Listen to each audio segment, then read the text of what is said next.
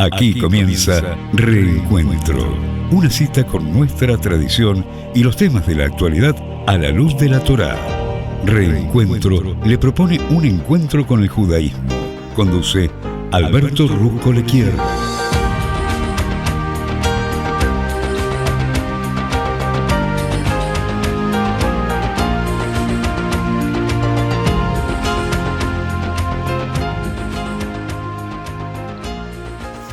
Aquí Alberto Ruscoliquier te saluda y te doy las gracias por estar acompañándome ya como es habitual aquí en Reencuentro, un programa que hacemos con todas ganas, con todo cariño, con todo amor diría, ¿por qué no? Desde Radio High y la querida ciudad de Buenos Aires. Bueno, esta es una oportunidad para beber una vez más en los exquisitos e inagotables manantiales de sabiduría de la Torá para tratar de salir de este encuentro, Dios mediante, mucho pero mucho más ricos que cuando lo hemos comenzado. Bueno, el día de hoy es un día que corresponde al día 4 del mes de Nisan del calendario hebreo del año 5784. Te quiero recordar que el horario para prender velas de Shabbat hoy en la ciudad de Buenos Aires está establecido a las 18 horas 15 minutos y el Shabbat termina mañana a las 19 horas 09 minutos. Bien, muchísimas gracias por estar acompañándome ya nuevamente. Bueno, quiero hablar de temas, vamos a hablar un poquito del amor y vamos a ver qué relación tiene con todo lo que nos corresponde intercambiando y contigo en esta semana. Bueno, es difícil ubicar exactamente el momento en que una nueva idea hace su primera aparición en el escenario humano, especialmente una idea tan particular, que es la idea del amor. Claro, el amor tiene su historia.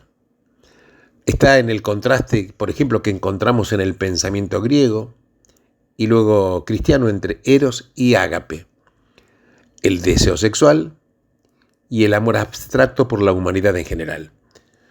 Hay también un concepto de caballerosidad que aparece en la época de los cruzados, aquel código de conducta que celebraba la galantería y los hechos de valentía, para conquistar el corazón de una dama. Vemos también el amor romántico en cuántas novelas. Ya me sé el amor respecto de ya sea que un hombre joven o no tan joven, destinado a la heroína, que tenía que tener un ingreso adecuado y una propiedad como ejemplo de la verdad universalmente aceptada de que un hombre soltero en posesión de una buena fortuna debe requerir una esposa. Bien, y también te acordás el famoso la famosa película Violinista sobre el tejado, que hay una idea muy interesante que quiero charlar respecto a esta película, cuando Tevi, el lechero, se dirige a la esposa Golde y le pregunta, ¿tú me amas? Y la esposa le pregunta, pero si yo soy tu esposa. Sí, pero Tevi le pregunta, ya sé, pero ¿me amas? Y la esposa le pregunta, lo amo, durante 25 años viví con él. Me peleé con él. Pasé hambre con él. Durante 25 años mi cama es la suya. ¿De qué me preguntas? Si eso no es amor, ¿qué es? Entonces el marido le pregunta, ¿entonces me amás? Y Golde, la esposa, le dice, y sí, supongo que sí. Interesante, ¿no? Vamos a ver.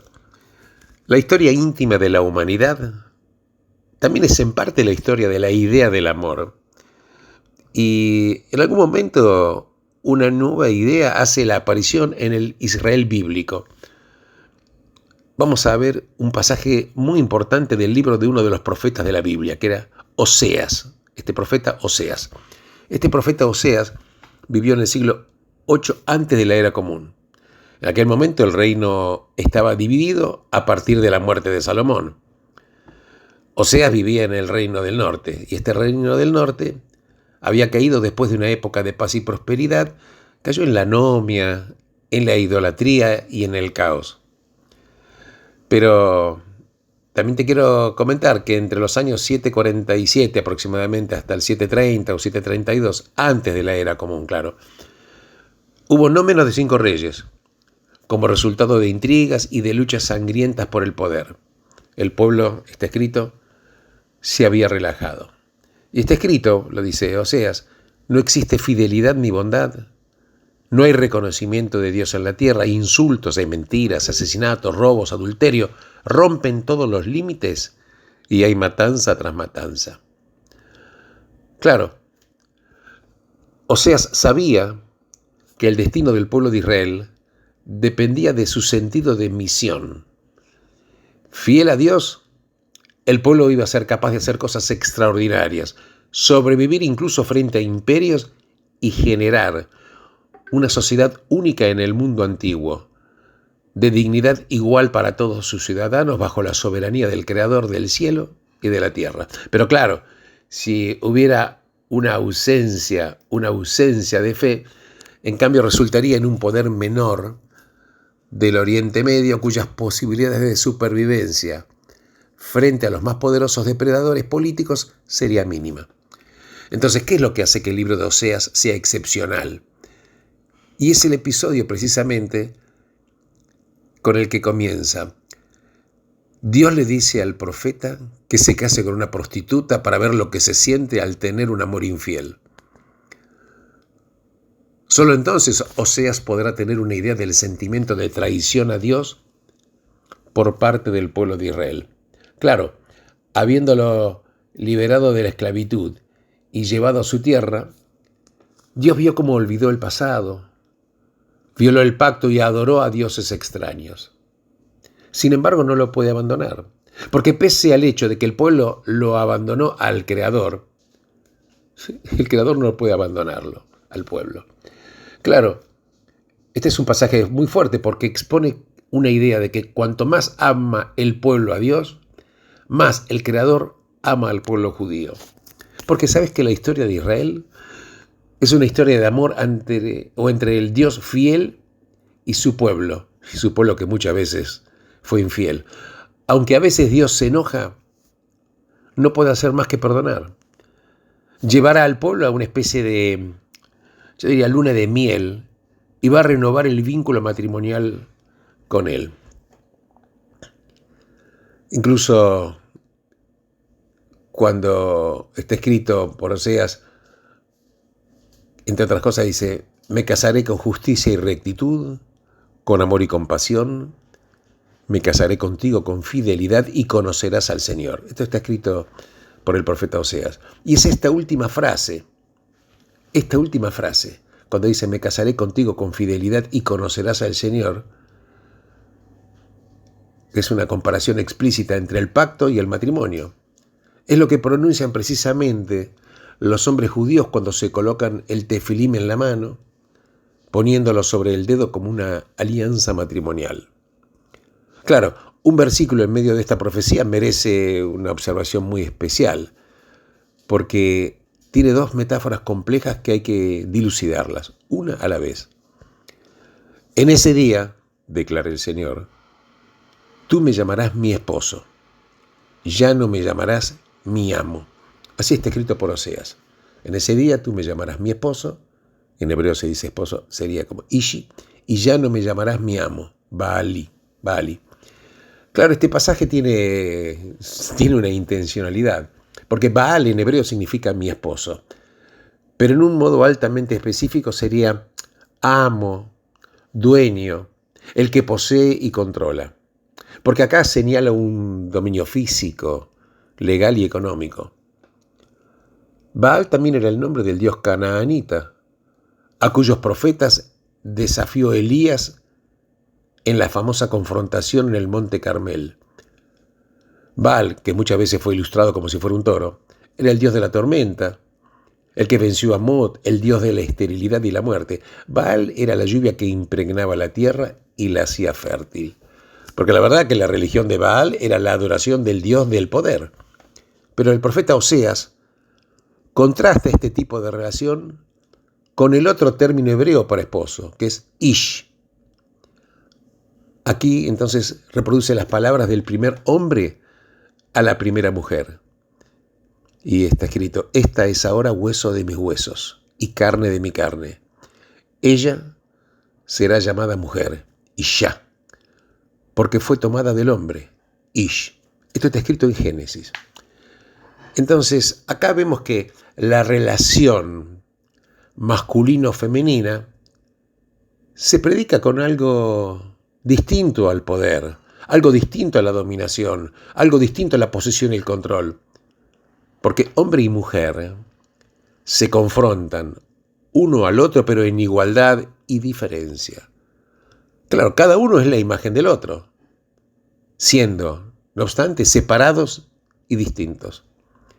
Entonces, la única relación capaz de unirlos sin el uso de la fuerza es el matrimonio, como un pacto, que es un vínculo de lealtad y amor mutuo en el que cada uno jura servir al otro. Claro, esta no es solamente una manera radical de volver a conceptualizar la relación entre el hombre y la mujer. También significa, dice Oseas, la forma en la que debemos pensar la relación entre los humanos y el Creador. Dios, por ejemplo, se dirige a los humanos no como poder, no como la tormenta, no como el trueno o la lluvia, sino se dirige a los humanos con amor. Y no un amor filosófico, abstracto, sino una pasión profunda y permanente que yo diría sobrevive a todas las decepciones y traiciones. El pueblo de Israel puede no comportarse amorosamente con Dios, así dice Oseas, pero Dios ama al pueblo de Israel y nunca dejará de hacerlo.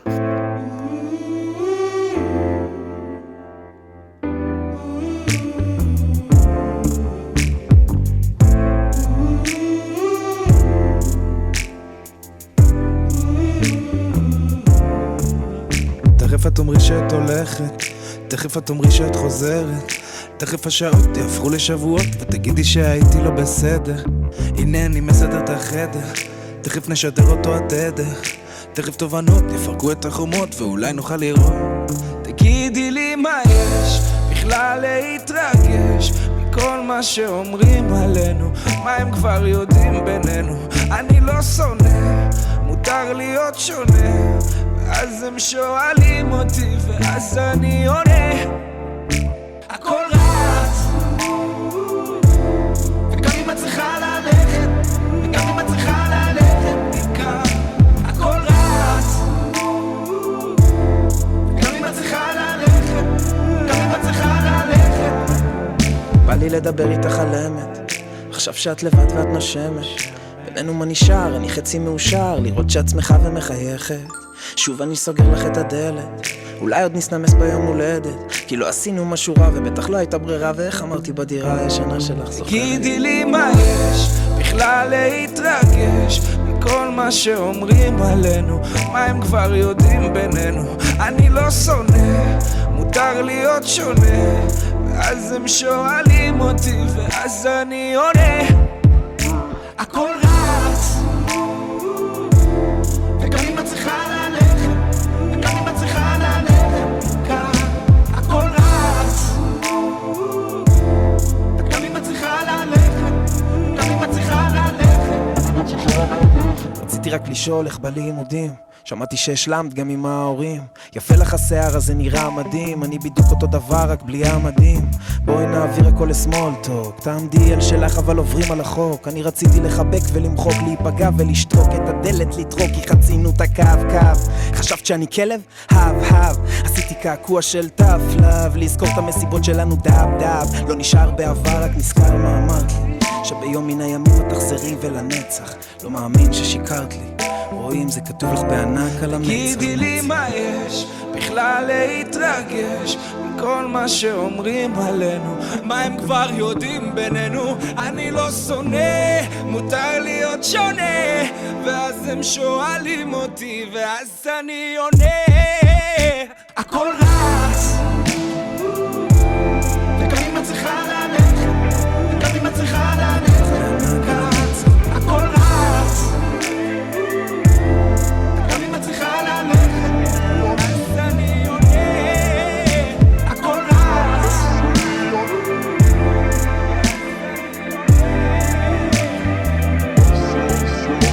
הכל רץ.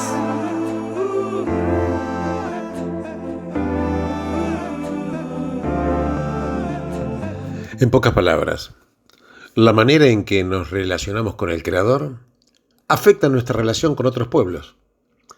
Y ese es el mensaje del profeta Oseas. Y viceversa, como nos relacionamos con otros pueblos, afecta la manera en que pensamos al Creador. El caos que había de Israel en el siglo VIII antes de la era común estaba conectado íntimamente con su rebeldía religiosa. Era una sociedad basada en la corrupción, la explotación en la cual predominaba el poder. Eso no es judaísmo, eso es idolatría, eso es adoración a Baal. ¿Por qué comento esto? Porque ahora comprendemos por qué la circuncisión, que es la orden dada en la porción de esta semana, es la señal del pacto. ¿Por qué? Para que la fe sea más que la veneración del poder. Insisto, para que la fe sea más que la veneración del poder, tiene que afectar la relación de mayor intimidad entre el hombre y la mujer. En una sociedad que está fundada sobre el pacto, la relación hombre-mujer está construida sobre otra cosa, algo más amable que la dominación, el poder masculino, el deseo sexual y la voluntad de poseer, controlar y ser dueño. Porque Baal debe transformarse en Ish. En pocas palabras, el macho alfa debe convertirse en el esposo que cuida. El sexo debe ser santificado y atemperado por el respeto mutuo. El deseo sexual debe ser circuncidado y circunscripto para que en lugar de la posesión busque la satisfacción del amor. Porque hay algo más que una conexión accidental entre el monoteísmo y la monogamia. Sí, así como lo escuchás.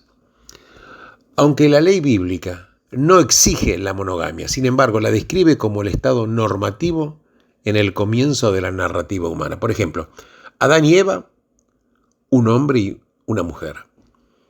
En los lugares en los que un patriarca se casa con más de una mujer, existe tensión y existe angustia. El compromiso con Dios es un reflejo del compromiso con una persona. En hebreo, por ejemplo, la palabra emuná se traduce como fe, pero en realidad equivale a fidelidad, porque el compromiso que uno asume cuando se casa es un compromiso de fidelidad. De la misma forma, para los profetas hay una conexión entre idolatría y adulterio. Es así como Dios describe a Israel a Oseas. Dios se casó con los israelitas, pero ellos, claro, al servir a otros dioses, actuaron como una mujer promiscua. Porque el amor de marido y mujer, amor a la vez personal y moral, apasionado y responsable, insisto, el amor de marido y mujer, es lo más cercano a la comprensión del amor de Dios por nosotros y el ideal de nuestro amor por el Creador. Porque cuando el profeta Oseas dice, tú conocerás al Señor, no lo dice en un sentido de conocimiento abstracto, significa el conocimiento íntimo de la relación, el contacto de dos seres que superan este abismo metafísico que separa la propia conciencia del otro. Y este es el tema del Cantar de los Cantares, el Shir HaShirim, la expresión profundamente humana y a la vez mística del Eros, el amor entre la humanidad y el Creador. Y también se comprende una de las frases que definen el judaísmo, cuando está escrito en el libro de Deuteronomio, dice, amarás al Señor tu Dios con todo tu corazón, con toda tu alma y toda tu fuerza. Porque la verdad es que desde el comienzo, el judaísmo estableció una conexión entre la sexualidad y la violencia por un lado, y la fidelidad matrimonial y el orden social por el otro. No es casual que el casamiento se llama Kiddushin, que quiere decir santificación. Como el pacto mismo, el matrimonio es un juramento de lealtad entre las dos partes. Claro, cada una de ellas reconociendo la integridad de la otra, honrando, yo diría, las diferencias, aun cuando se unen para concretar el nacimiento de otro ser. El matrimonio es a la sociedad lo que el pacto es a la fe religiosa. Una decisión de hacer el amor, no el poder, la riqueza. Una decisión de hacer el amor es el principio generativo de la vida. Y así como la espiritualidad constituye precisamente la relación íntima entre nosotros y el Creador, de la misma forma el sexo es la relación más íntima entre nosotros y otra persona. Y la circuncisión es la señal eterna de la fe judía, porque une la vida del alma con las pasiones del cuerpo, recordándonos que ambos deben ser gobernados con humildad, con autocontrol y amor. Entonces el pacto de la circuncisión, el Brit Milá, ayuda a transformar al hombre de Baal a Ish, de socio dominador a esposo amante, tal como le dice Dios al profeta Oseas, que es eso lo que él desea de su relación con el pueblo del pacto. Porque la circuncisión convierte a la biología en espiritualidad. La urgencia instintiva del hombre para reproducirse se convierte entonces en un acto del pacto de sociedad y afirmación mutua. Y este fue un giro total, decisivo en la civilización humana, tanto como el monoteísmo abrahámico, porque ambos consisten en abandonar el poder como base de la relación hacia otro plano.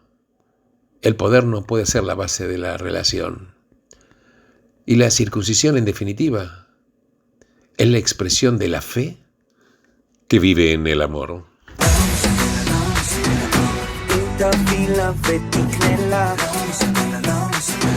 לא תוכל לצאת ממנה כל מה שאתה תיתן לה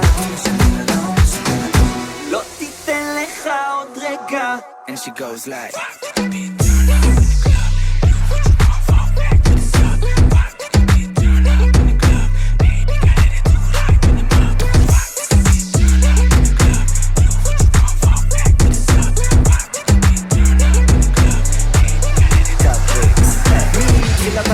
לרגע לבד, קולטת איך אני קולט אותה מהצד תתקרבי אליי, תביאי לי יד אני לא נושך, תביני כאן אני הצייד זה בסטייל, רוקדת על הביטים ואז באה אליי אני לא יכול להתעדיי, רוצה עוד ועוד והכל עליי לא משנה לה, לא משנה לה אם תביא לה ותקנה לה לא משנה לה, לא משנה לה לא תוכל לצאת ממנה מה שאתה תיתן לה לא תיתן לך עוד רגע And she goes like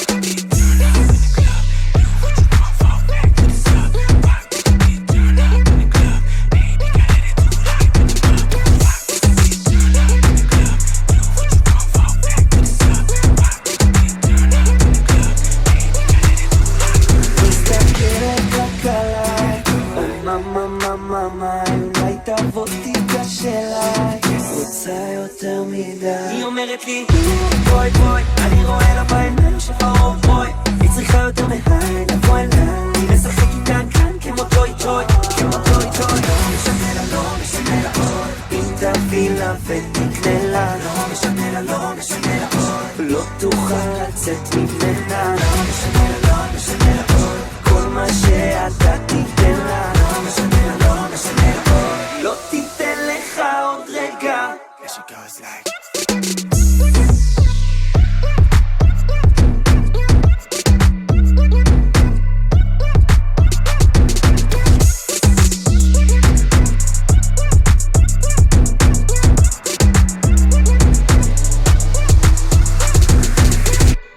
Bien, la porción de la Torá de esta semana es tremendamente... Todas son, por supuesto, fundamentales. Pero claro, tienen tantos aspectos que la verdad que es enorme. Simplemente voy a dar algunos mínimos pantallazos para despertar el deseo de seguir bebiendo. La parashá, viste, de esta semana, que es Tatzria, también habla de la maledicencia, o sea, el criticar a las personas. Y ahí la Torá habla acerca de que una especie de enfermedad, como si fuera una lepra, que le acontecía a la persona que expresaba este tipo de lenguaje inadecuado o maledicencia, que en hebreo es lashon hara, o sea, hablar mal de otra persona. E incluso este lashon hara, maledicencia, era considerada por los sabios como uno de los peores pecados. Incluso Maimónides dice que hay transgresiones por las cuales una persona es castigada en este mundo y por las que no tendrán cabida en el mundo venidero. ¿Cuáles son? La idolatría, las relaciones sexuales ilícitas y el derramamiento de sangre. La maledicencia es tan mala, dice Maimónides, como la suma de las otras tres. Porque el que hable con lengua malvada es como si negara al Creador. Porque hablar mal del prójimo mata a 3 personas.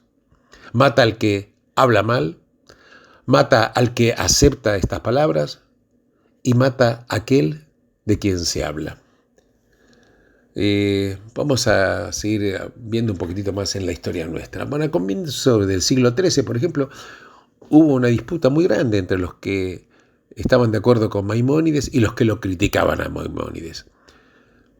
Para los devotos de Maimónides, Maimónides era una de las mentes judías más brillantes de todos los tiempos. Claro, lo fue, por supuesto. Pero para los críticos era un pensador peligroso, cuyos trabajos contenían herejías que harían que el pueblo abandonara los mandamientos. Hubo luchas feroces, cada pueblo o cada grupo proponía condenas y excomuniones al otro. Terrible. Y durante un tiempo las comunidades judías, incluso de Francia y de España, estuvieron convulsionadas por esta controversia.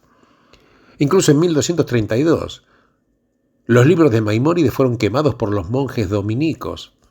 El impacto produjo una leve tregua, pero los extremistas profanaron la tumba del pensador en Tiberias. Y al comienzo de 1240, los cristianos quemaron todos los ejemplares del Talmud que pudieron encontrar. Fue una de las mayores tragedias, claro, de la Edad Media. Ahora, ¿cuál fue la conexión entre la disputa interna de los judíos y la quema de los libros que estoy refiriendo? ¿Los dominicos se aprovecharon de las acusaciones judías de herejía contra Maimónides? Pregunto, para poner en práctica sus propias medidas. ¿O fue sencillamente aprovecharse de la ruptura interna del judaísmo para proceder con sus propias acciones sin temor a represalias? De alguna manera, a lo largo de la Edad Media, muchas de las peores persecuciones contra los judíos fueron incitadas por judíos convertidos o por explotar las divisiones internas de la comunidad. Veamos un poquitito los tiempos modernos. Hubo un gran rabino de Rumania, era Rabbi Meir Lev ben Yahil Mijal Malbim, el gran rabino de Rumania. Era un estudioso formidable. Incluso el comentario que él hace acerca del Tanaj es algo considerado como una de las glorias del siglo XIX. Fue recibido en un primer momento por todos los grupos de la comunidad judía como un hombre de gran integridad, de gran conocimiento religioso, pero sin embargo, al poco tiempo, los más, entre comillas, iluminados, descubrieron que era un tradicionalista empedernido y comenzaron a incitar a las autoridades civiles en su contra. Había panfletos que decían y lo describían como una reliquia de la Edad Media, opuesto al progreso y al espíritu de la época. Incluso en una ocasión, durante una festividad de Purim, le enviaron un paquete que contenía carne porcina y de cangrejo con un mensaje que decía: nosotros, los progresistas locales, tenemos el honor de ofrecerle estas delicias de nuestra mesa como obsequio a nuestro iluminado. ¿Vos sabés que más adelante, como respuesta a esta campaña, el gobierno de Rumania retiró la autorización a la comunidad judía y al gran rabino Malbim y le impidió dar las prédicas en la gran sinagoga? Incluso la historia dice que el 18 de marzo de 1864, la policía allanó su domicilio, lo arrestó y lo encarceló. Después del Shabbat fue llevado a una embarcación y trasladado a la frontera con Bulgaria, donde, con la condición de no volver nunca a Rumania, fue liberado. Increíble, ¿no? Claro que hay otros episodios terribles sobre otros distinguidos estudiosos, pero yo diría que claro que hubieron episodios vergonzantes. Por ejemplo, también hubo un violento enfrentamiento en contra de los hasídicos por parte de sus oponentes, que eran los Mitnagdim, que derivó en el encarcelamiento de muchos líderes de ese movimiento, entre ellos el primer rebbe de Chabad, Rabbi Shnoer Zalman de Liadi. ¿Por qué? A raíz de falsos testimonios de otros judíos, la Yonará. Claro, para un pueblo con historia, podemos ser desconcertantemente obtusos frente a las lecciones de la historia. Reiteradamente incapaces de resolver los propios conflictos nuestros de forma civilizada y con gracia, los judíos calumniaron a sus oponentes ante las autoridades civiles con resultados desastrosos para toda la comunidad judía en general. Pese a que el judaísmo rabínico sostiene una cultura de argumentación, pese a que el Talmud dice explícitamente que la escuela de Hillel fue adoptada porque eran delicados, modestos, respetuosos de las ideas de los oponentes, tanto como de las suyas, y que enseñaron las ideas de sus oponentes antes que las propias, a pesar de todo esto, los judíos siguieron vituperando, denunciando y hasta excomulgando a aquellos cuyas ideas no comprendían, aún cuando los que eran objeto de su desprecio figuraran entre los más grandes defensores de la ortodoxia absolutamente. Entonces, ¿de qué fueron culpables los que acusaron? Solamente de la maledicencia, porque al fin y al cabo, ¿qué es la maledicencia? Claro, solo palabras, pero las palabras traen consecuencias. Porque rebajar a los oponentes, autoproclamarse defensores de la fe, los disminuye a ellos en su fe. Lograron transmitir la imagen de que el judaísmo es simple, limitado, incapaz de manejar situaciones complejas, indefenso frente a los desafíos, una religión de anatema en lugar de argumentos, excomunión en vez de un debate razonable. Tanto Maimónides y el gran rabino Malvin aceptaron su destino filosóficamente. Pero claro, da pena ver a una gran tradición caer tan bajo. Entonces, la lepra que sobrevenía al que hablaba mal de otro, la Yonará, es esa enfermedad desfigurante y era un símbolo y síntoma de la maledicencia, porque en realidad nos desfiguramos nosotros cuando usamos palabras para condenar, no para comunicar, para cerrar más que para abrir las mentes, cuando usamos el lenguaje como arma y lo implementamos con brutalidad. Por esto este mensaje persiste. La violencia lingüística no es menos violenta que la física, y los que dañan al otro quedan también dañados. Las palabras lastiman, los insultos lesionan. La maledicencia destruye comunidades. El lenguaje es el don más grande dado por Dios a la humanidad y debe ser guardado para curar y nunca para dañar.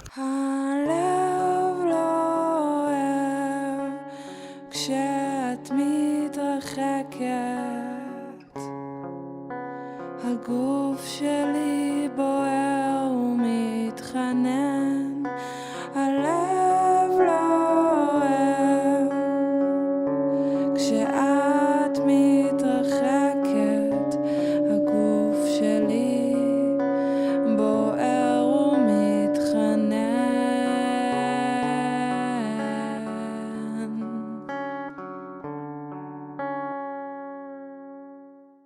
בוקר טוב,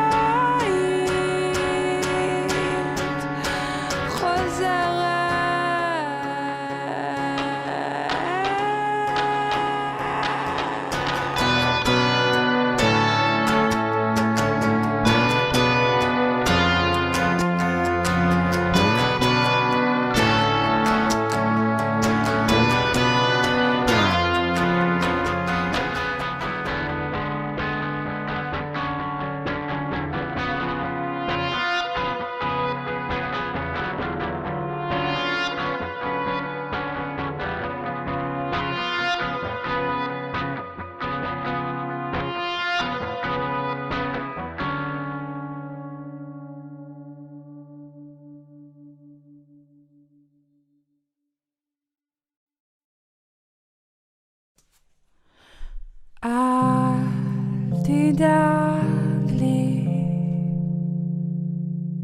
אל תחשוב יותר איך זה להיות חסר, להוליד ילדה ואז למות.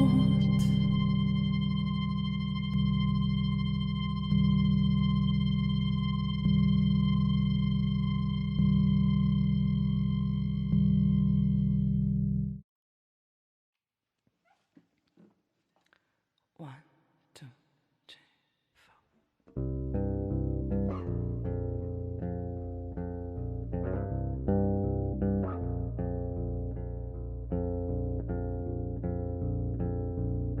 סכינים מונחים בשורה בתוך המגירה במטבח. אני לוקחת את הסכין הקטנה, משהו פתאום נפתח. סכינים מונחים בשורה בתוך המגירה במטבח. אני לוקחת את הסכין הקטנה, משהו פתאום נפתח.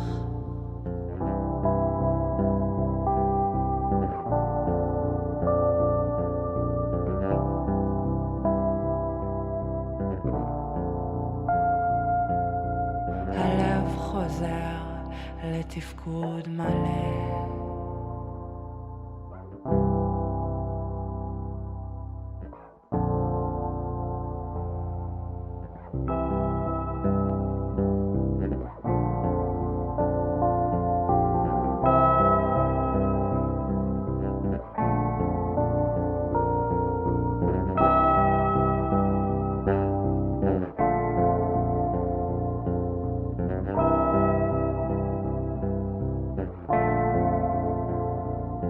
סכינים מונחים בשורה בתוך המגירה במטבח.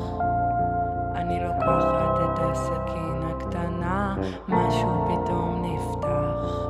סכינים מונחים בשורה בתוך המגירה במטבח. אני לוקחת את הסכין הקטנה, משהו פתאום נפתח. הלב חוזר לתפקוד מלא. הלב חוזר לתפקוד מלא.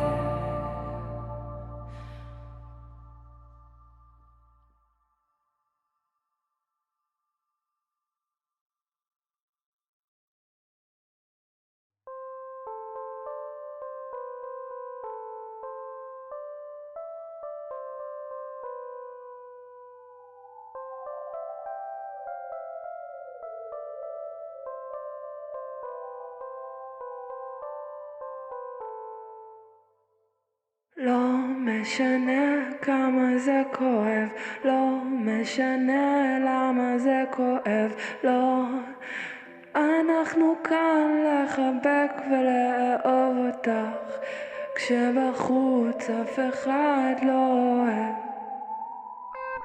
לא משנה כמה זה כואב, לא משנה למה זה כואב. אנחנו כאן לחבק ולתמוך, לאהוב אותך, כשבחוץ אף אחד לא מחכה.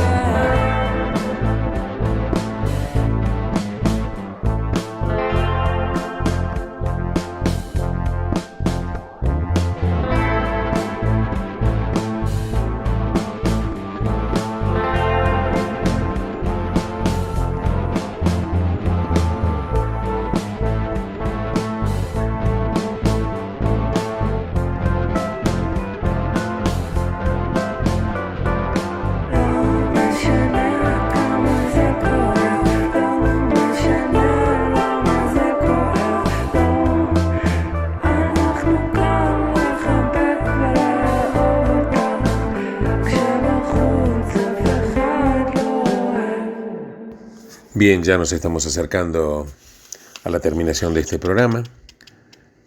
Y fíjate vos, la fuerza del Lashon Hara, maledicencia.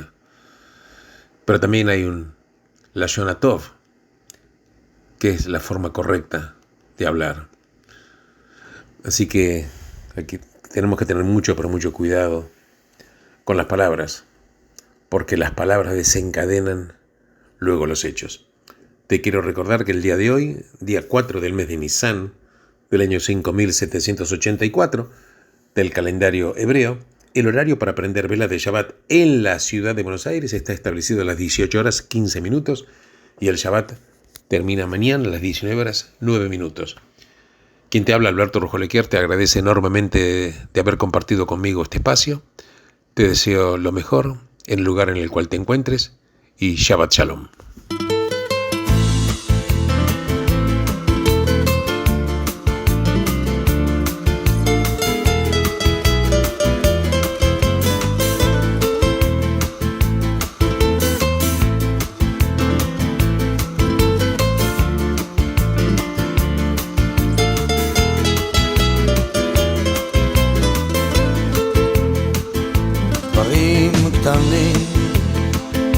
דברים פשוטים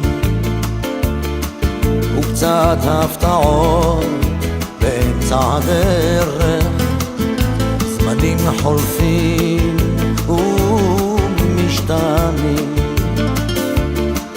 אתמול אתה היית מלך, לאן פרחו הציפיות ואיך נשארת בלי תשובה, עוד לא הספקת לעשות. ומה נשאר מכל העבר? הכל תלוי בך חבר, היה חזק אל תישבר, אל תיתן לעצמות בך לפגוע, היה חזק ותתגבר. הכל תלוי בך חבר, היה חזק אל תישבר, אל תיתן לעצמות בך לפגוע, היה חזק ותתגבר.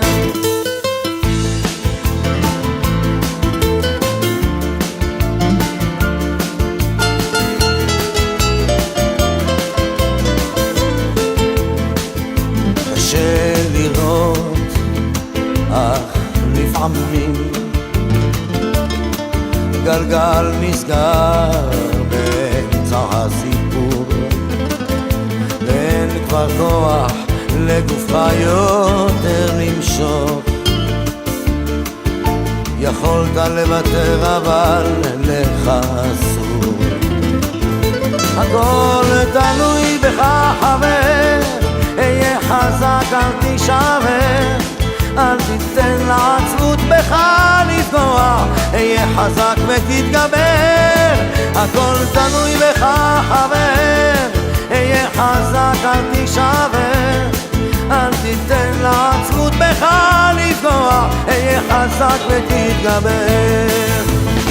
המסקנה חבר, אסוף את כל הכוח, קל יותר לדבר כשהפחד משתחרר.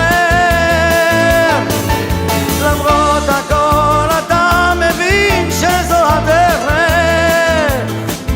היה חזק חבר, היה חזק.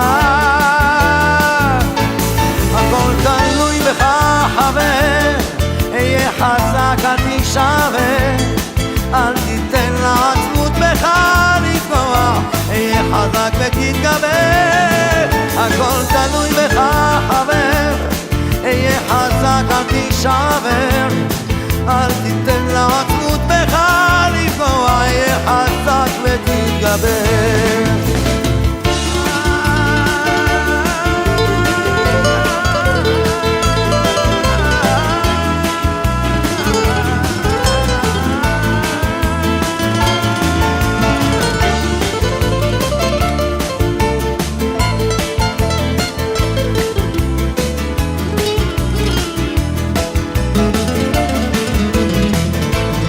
הכל תלוי בך חבר, היה חזק אל תישבר, אל תיתן לעצמות בך לפגוע, היה חזק ותתגבר. הכל תלוי בך חבר, היה חזק אל תישבר, אל תיתן לעצמות בך לפגוע, היה חזק תתחבר